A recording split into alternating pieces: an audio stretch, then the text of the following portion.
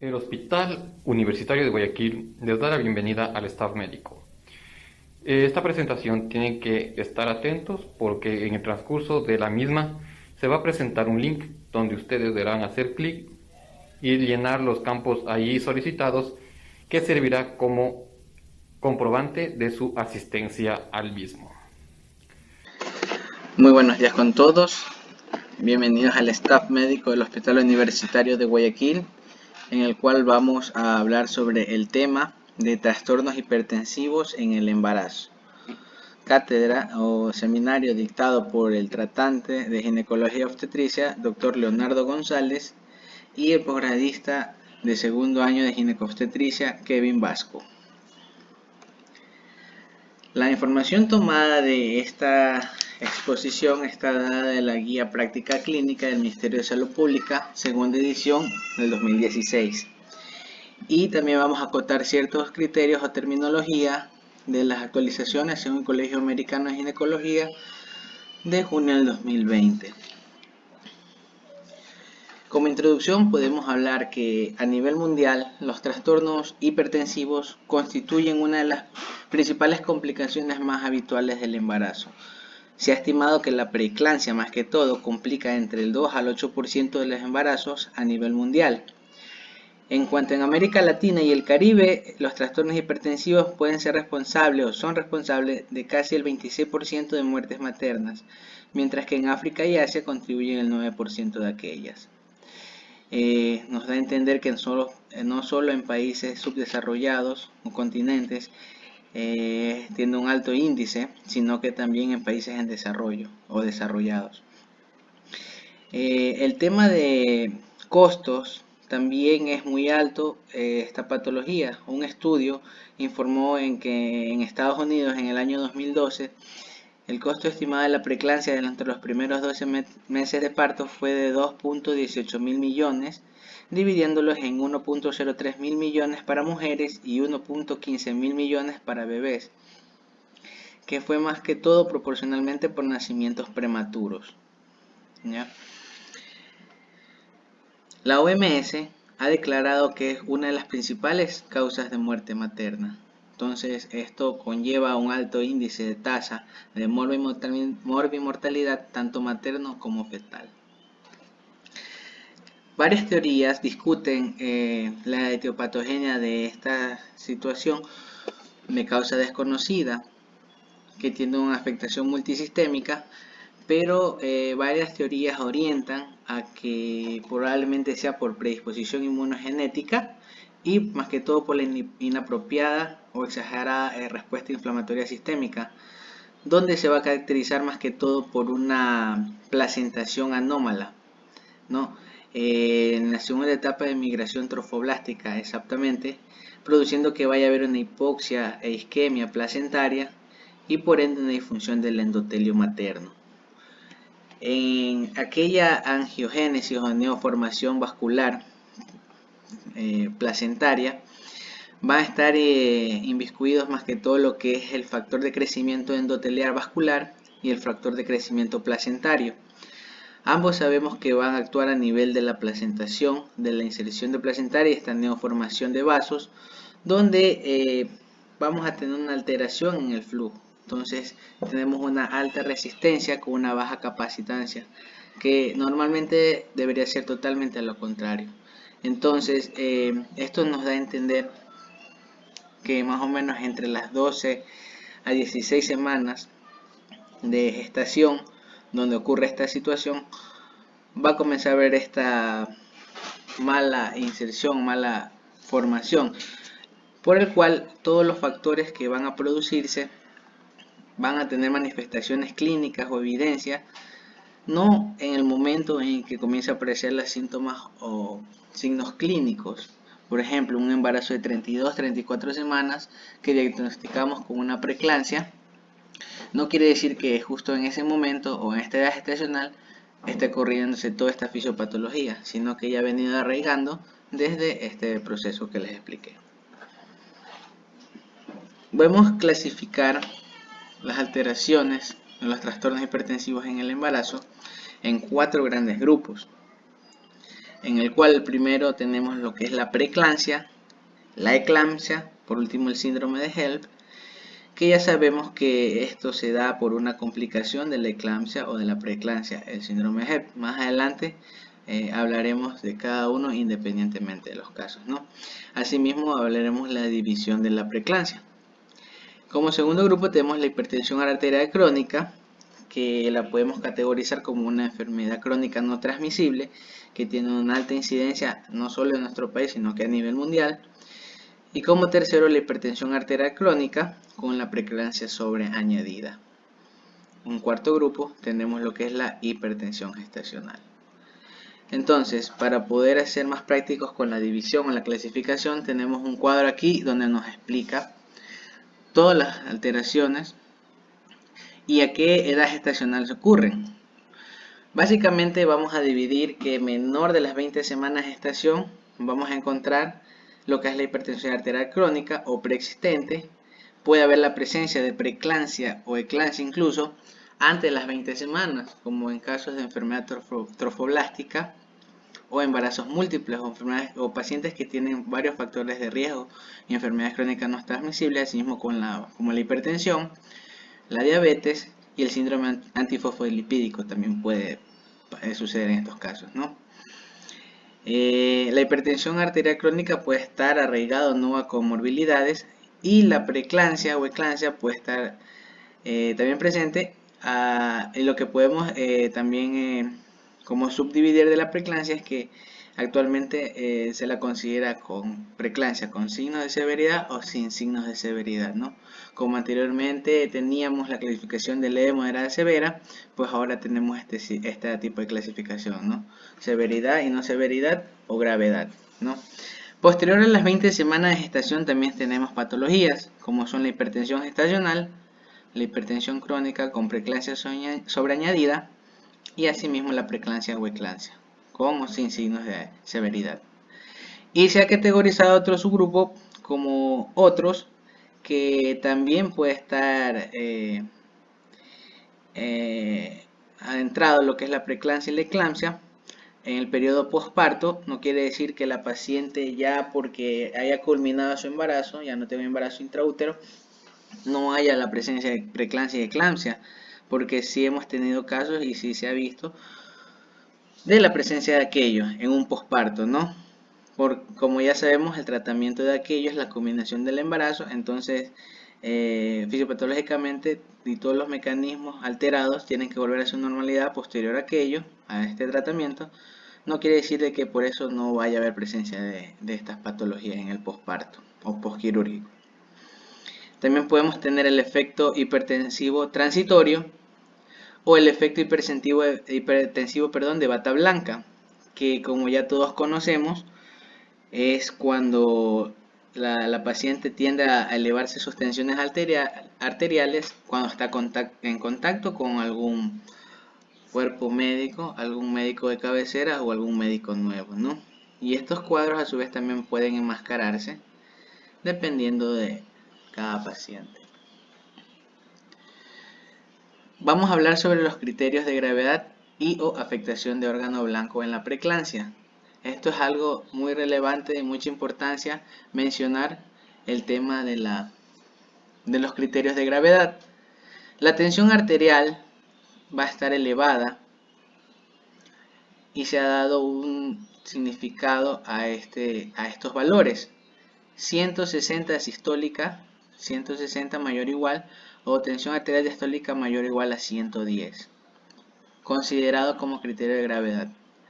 También alteración en las plaquetas, cuando vamos a tener un número bajo, una trombocitopenia menor a 100.000, alteraciones en las funciones hepáticas, las enzimas hepáticas las vamos a encontrar elevadas, el doble de lo normal, y muchas veces vamos a tener dolor en el cuadrante superior derecho del abdomen o a nivel del epigástrico, que no cede a una medicación o que no se explica el diagnóstico, ya que podemos tener patologías agregadas como enfermedades hepáticas o incluso patologías vesiculares, ¿no?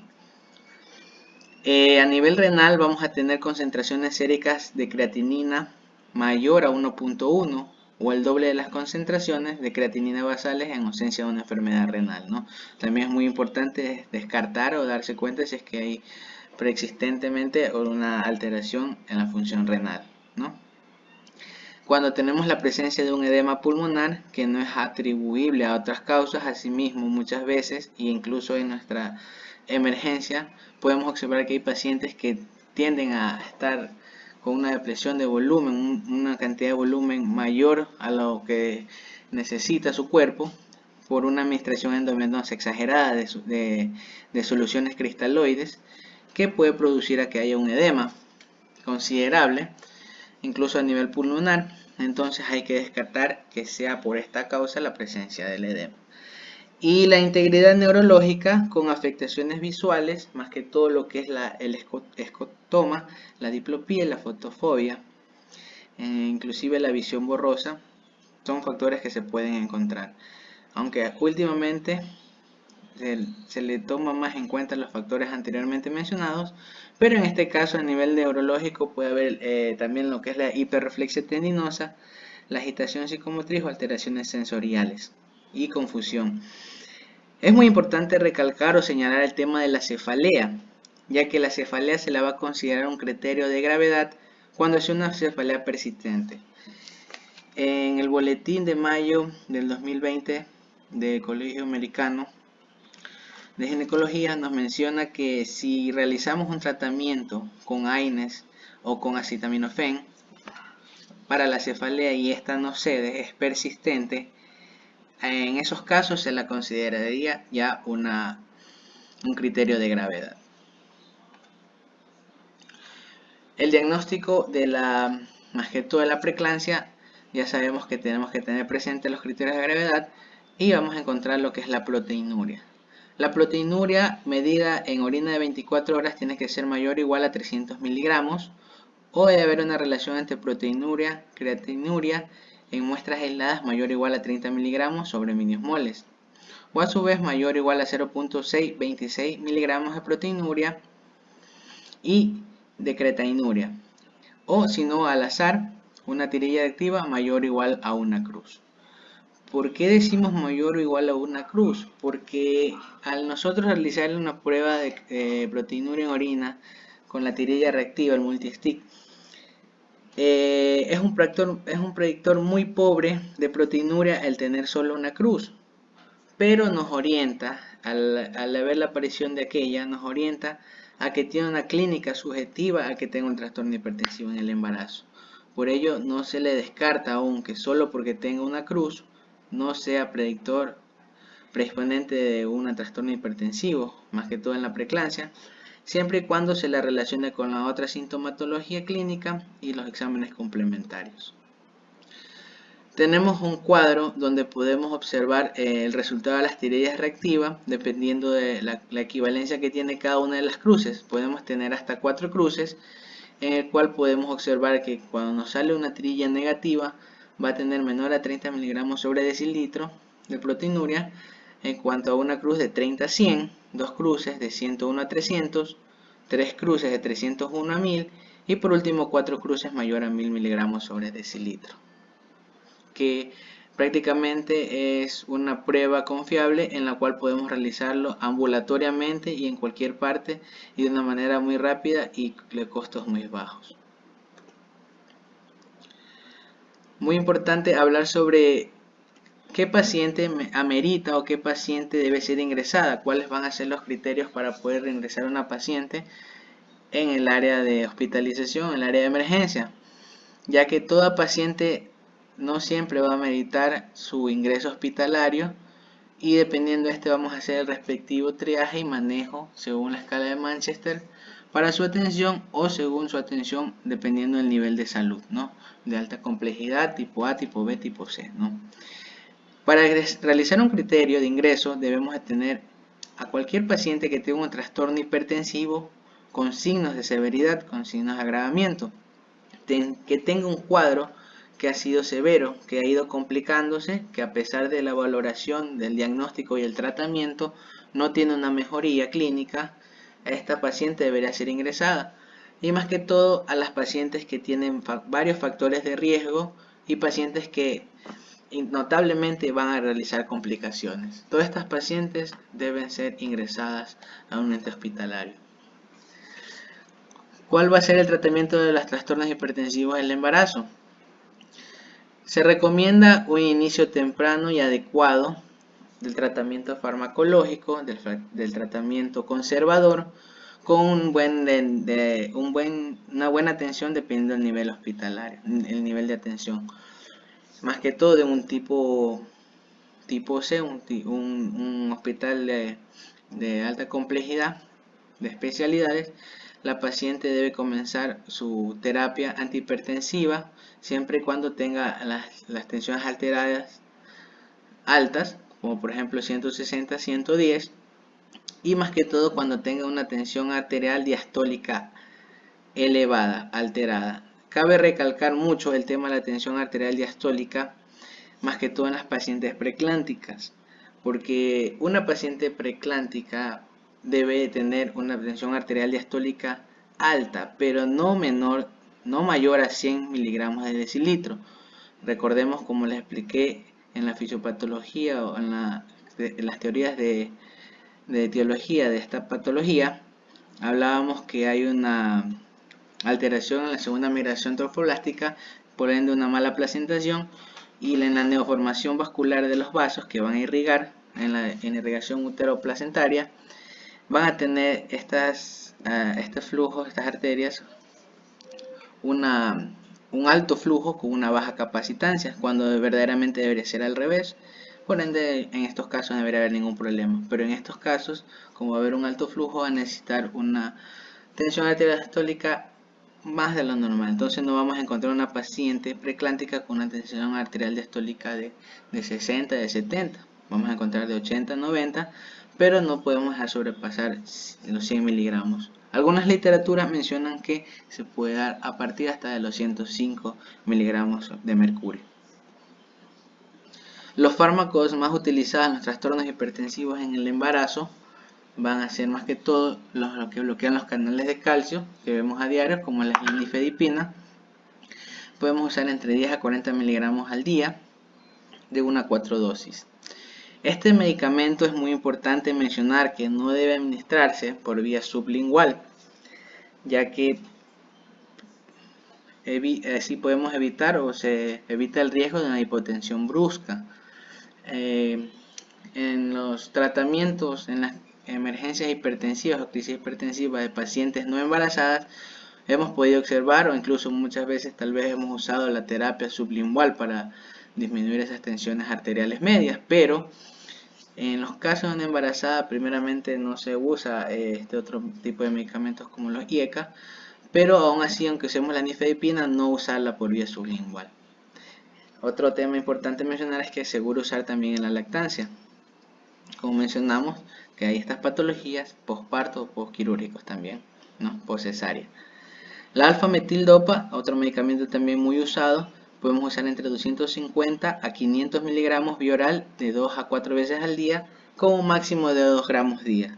Este agonista alfa-adrenérgico central disminuye la resistencia periférica, muy bueno para normalizar tensiones arteriales. Tiene un buen uso, más que todo como un medicamento de elección, un fármaco de elección para tratar trastornos hipertensivos en el embarazo. Y por último, el labetalol, también muy bien usado, el bloqueador selectivo alfa-1 adrenérgico y no selectivo beta-adrenérgico con actividad simpática intrínseca. Este medicamento tiene muy buenos resultados. Los estudios que se han realizado han demostrado una eficacia muy alta, una muy buena seguridad, pero con precauciones en el momento de usarla durante la lactancia. Su uso es controversial en nuestro país, ya que es muy poco accesible y sus valores, o sea, su precio, su costo es muy elevado. Pero al usarlo podemos tener entre 100 a 400 miligramos vía oral cada 8 horas o cada 12 horas con un máximo de 1200 miligramos día. Al hablar de un tratamiento farmacológico en una emergencia hipertensiva, pues hablando de 160 a 110 de tensión arterial, vamos a prevenir eventos fatales que pueden llevar a la muerte materno-fetal y encefalopatías, hemorragias cerebrales o insuficiencias cardíacas congestivas. Entonces, actuar a tiempo es muy importante para evitar complicaciones futuras. ¿Cuáles son los medicamentos a usar? Podemos usar la nifedipina de 10 miligramos, tabletas vía oral, de 10 a 20 miligramos cada 20 o 30 minutos según respuesta, con una dosis máxima de 600 miligramos. Luego podemos pasar a 10 o a 20 miligramos cada 6 horas por vía oral, sin superar en las 24 horas una dosis máxima de 120 miligramos. El tema con la nifedipina es que tiene efectos colaterales. A nivel materno puede producir lo que es la famosa cefalea y sofocos. Podremos observar que tal vez haya que tener mucho cuidado, mucho tino con el tema de el uso de la nifedipina post o pre culminación del embarazo, en el cual podamos pensar de que tiene un criterio de severidad, la cefalea persistente, pero hay que descartar si no es también por el uso de la nifedipina, muy importante. Y a nivel fetal puede producir taquicardia. El uso de la hidralacina endovenosa como líquido parenteral, podemos usar lo que son 5 miligramos IV diluido, pasarlo lento. Si la tensión arterial diastólica no disminuye, se puede aumentar las dosis o continuar las dosis de 5 a 10 miligramos cada 20 a 30 minutos. O a su vez, embolo entre 0,5 a 10 miligramos hora endovenoso con un tope máximo de 20 miligramos intravenoso o 30 miligramos intramuscular. Mencionar que es muy importante que puede producir taquicardia materno-fetal y tiene un alto índice de correlación con el desprendimiento placentario, el uso exagerado de la hidralacina. Y también tenemos riesgos que se produzca una hipotensión materna. En cuanto al labetalol usado en las emergencias hipertensivas, podemos comenzar con 20 miligramos IV durante 2 minutos seguidos en intervalos de 10 minutos con la dosis de 20 a 80 miligramos hasta una dosis máxima de 300 miligramos día. Tiene efectos secundarios como la somnolencia, debilidad, fatiga e insomnio, ¿no? Y por último, o potencialmente letal, puede producir un distrés respiratorio. Al momento de tener diagnosticado una paciente con preeclampsia, ya sea con signos de severidad y sin signos de severidad, debemos de actuar con el protocolo según lo que dice el manual de impregnación y mantenimiento de sulfato de magnesio como neuroprotector. Aquí viene el tema de la famosa clave azul, en la cual nosotros activamos. Y el uso de sulfato de magnesio hay que tener mucho cuidado y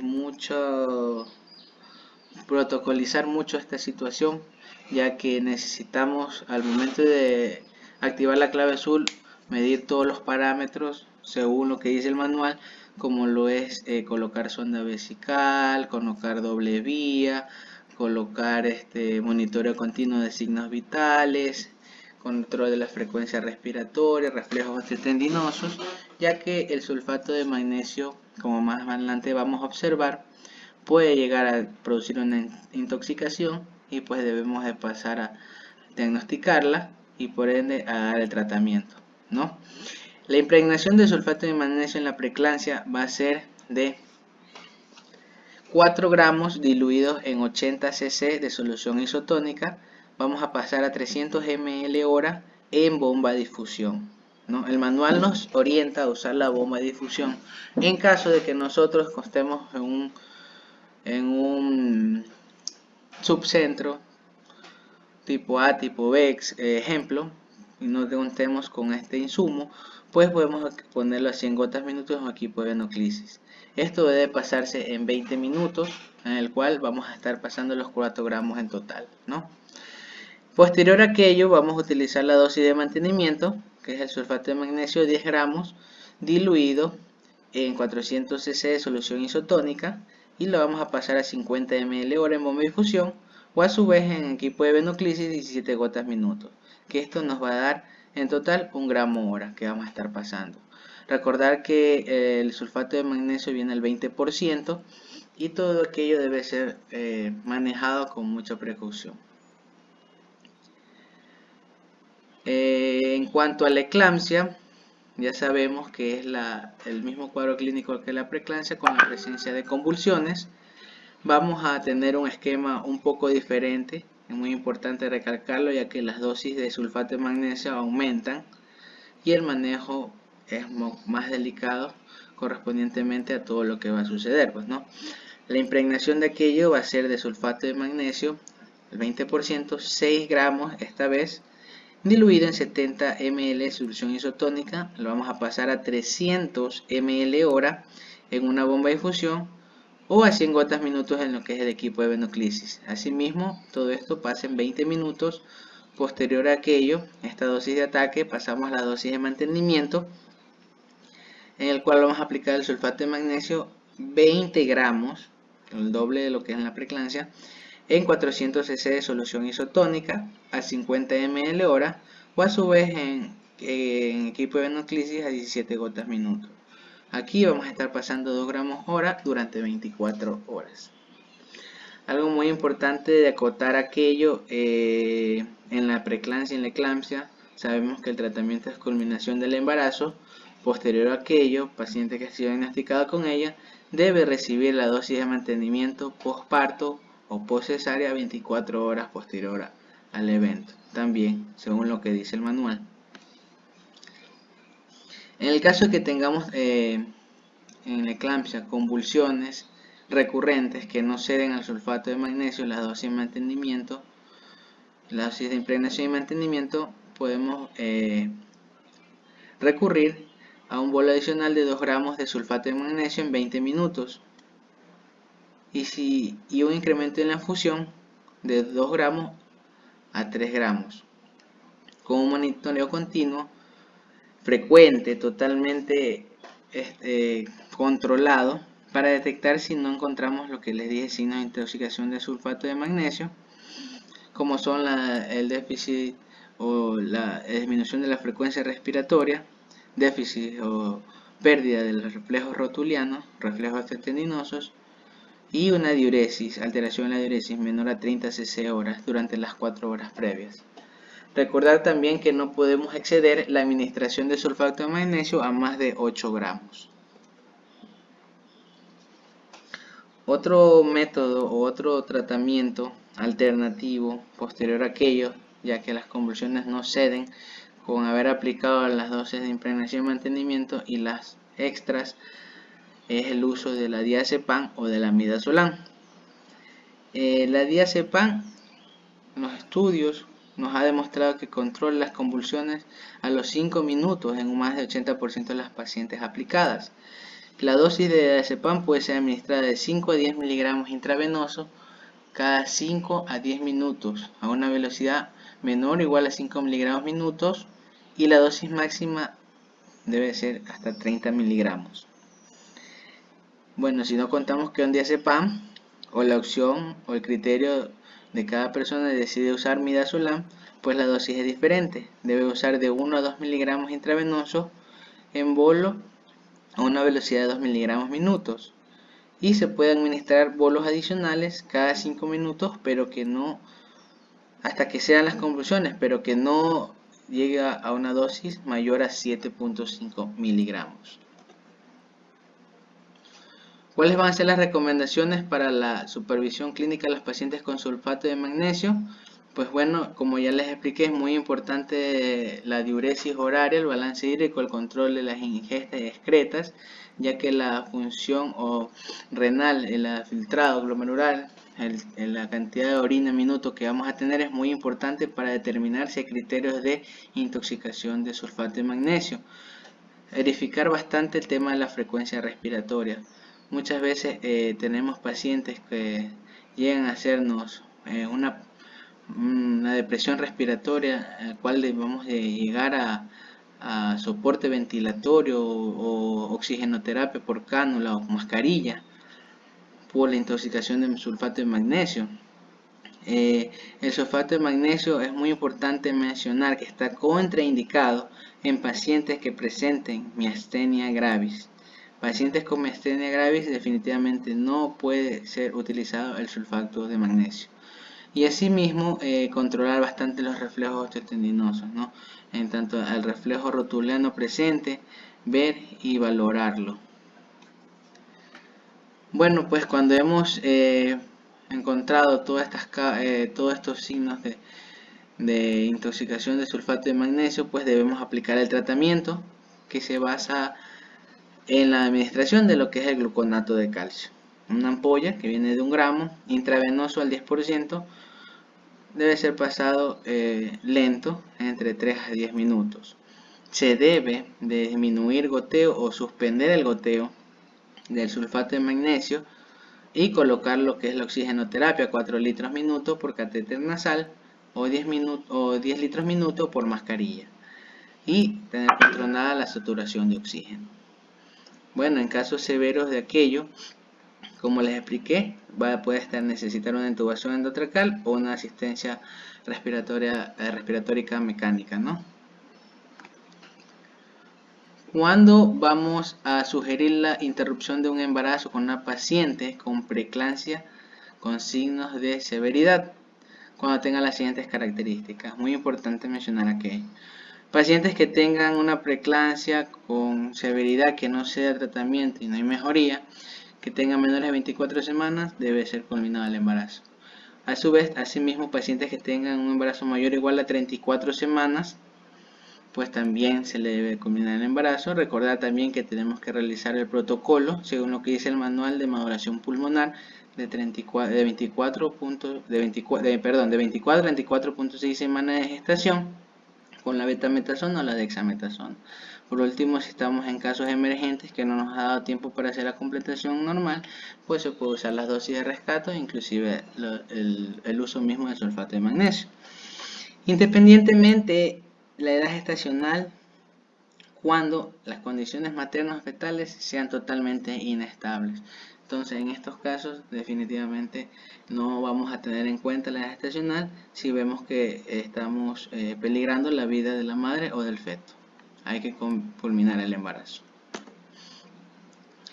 Los alcaloides de cornezuelo de centeno, como lo es la famosa metilergometrina, metilergonomina, no debe utilizarse en ninguna de sus formas en las pacientes con trastornos hipertensivos en el embarazo, ya que este medicamento va a producir un vasoespasmo en el cual va a producir, en vez de una depresión de una disminución de las tensiones arteriales, las va a aumentar, las va a disparar y va a producir daño en vez de solución. El tema con este medicamento, este fármaco, es usado bastante en pacientes que tienen hemorragias postpartos, presentan hipotonías o atonías uterinas en el tercer periodo del parto, más que todo, y como uso para contracción o como uso de esta alteración, de esta patología, se sabe usar esto, ¿no? Pues debemos usar todos los otros medicamentos según tiene el manual, las maniobras, pero debemos descartar el uso de la ergometrina. Como les estaba explicando, durante una convulsión es necesario tener la vía aérea permeable, protegerla para evitar así lesiones a nivel de la mucosa oral, bucal. Colocar a la mujer de cúbito lateral izquierdo, a su vez ayuda bastante para que no haya alguna broncoaspiración, y a su vez también ayuda así como maniobra de reanimación intraútero. Podemos colocar una cánula de Gueden para mejorar la ventilación y se pueden aspirar secreciones de la boca. Recordar que la paciente durante la convulsión puede tener una broncoaspiración o inclusive puede tragar sangre de lo que tenga traumas a nivel de la mucosa oral, ¿verdad? O a su vez el superior postistal también. Y administrar el protocolo de sulfato de magnesio. Debemos mantener con todo esto una buena adecuada oxigenación y mantener la vía permeable segura. Colocar a su vez, como les dije, vías intravenosas periféricas de grueso calibre, catéter 18, 16 y 14, el sondaje Foley con bolsa recolectora con el control del balance hídrico, y Toda paciente con una eclampsia estable, muy importante destacar esto, se debe considerar la interrupción del embarazo por parto o cesárea según el score de Bishop y la condición materno-fetal, ¿no? ¿Qué quiere decir esto? Que toda paciente que nos estemos presente ante una eclampsia, por ejemplo, y hemos estabilizado a la paciente, cedido las convulsiones y la encontramos en un trabajo de parto fase activa, ejemplo 8 o 9 centímetros de dilatación, tercer plano, eh, avanzado con una buena dinamia, podemos, mientras se encuentre ya estable ella y el feto dentro de los parámetros normales, podemos seguir con el score de Bishop, podemos seguir culminar su embarazo por vía vaginal. De lo contrario, se deberá pasar a cesárea. Toda esta decisión, igual, aunque esté estable, no puede superar las 12 horas de realizado el diagnóstico. Es decir, una paciente que esté estable, tenga eclampsia, pues te encuentre en trabajo de parto fase latente o sin modificaciones cervicales, pues no vamos a comenzar con la maduración, inducto-conducción, para terminar con un parto vaginal. Pues esta paciente sabemos que posiblemente se demore, incluso si vemos que es una paciente, por ejemplo, primigesta, donde sabemos que el cuadro incluso es un poquito más lento que el de una multípara. Entonces, viendo bien, valorando bien la paciente dentro de las siguientes horas, si es que puede culminar su embarazo por parto o culminar su embarazo por cesárea, se la realiza, ¿no? Dependiendo de todas las condiciones. Eso quiere decir también que una paciente que haya convulsionado y se la estabiliza, no necesariamente tiene que ser operada en ese momento de emergencia, ya que muchas veces se tiene problemas, y lo hemos visto en la práctica, que ni siquiera se termina de estabilizar la paciente de su periodo convulsivo y se le intenta bloquear, se le intenta hacer una cesárea donde va a ser un poquito difícil y muchas veces se puede producir un mal movimiento al querer realizarlo con extrema rapidez, ¿no? Entonces, lo primero es estabilizar a la paciente y posterior a ello realizar el tratamiento definitivo, que ya sabemos es culminar el embarazo. El síndrome de HELP es una complicación de los trastornos hipertensivos del embarazo. Hay que tener muy en cuenta esto porque mucha gente orienta o piensa que el diagnóstico del síndrome de HELP es una complicación de la eclampsia o a su vez solo de la preeclampsia. El síndrome de HELP se puede presentar en cualquier paciente con trastorno hipertensivo del embarazo, tiene un daño endotelial microvascular y va a haber un consumo de plaquetas, va a haber una activación, agregación y consumo de plaquetas, lo que produce una isquemia distal y una necrosis hepatocelular. A nivel hepatocelular es el más afectado, por eso vamos a encontrar la clásica triada, por eso sus siglas en inglés de lo que es HELP. La hemólisis, la elevación de las enzimas o las transaminasas hepáticas y el déficit o la plaquetopenia, la trombocitopenia. En aquella patología vamos a encontrar ictericia, vamos a encontrar náuseas con o sin vómitos, vamos a encontrar dolor en el epigastrio, vamos a encontrar malestar general, cefalea, dolor en el hombro derecho e hipocondrio derecho y alteraciones visuales e incluso sangrados mucocutáneos como las epístasis. Tenemos dos clasificaciones a nivel mundial por el cual vamos a clasificar el síndrome de HELP, que son la clasificación de Mississippi y la de Tennessee. Aquí les dejo el cuadro para que ustedes puedan analizar y puedan ver cuáles son los parámetros y cuáles son las referencias por las cuales se descarta la una y la otra, ¿no? Son prácticamente similares pero con diferentes valores.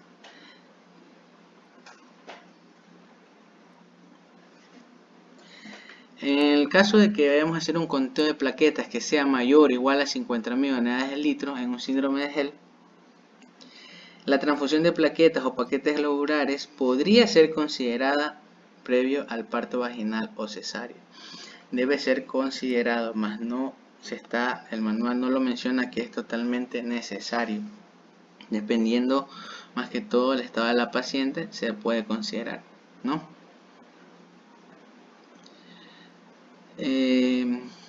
La cirugía exploratoria, como es la laparotomía, se debe realizar ante una sospecha clínica y o diagnóstica ecográfica de la ruptura espontánea de un hematoma subcapsular hepático.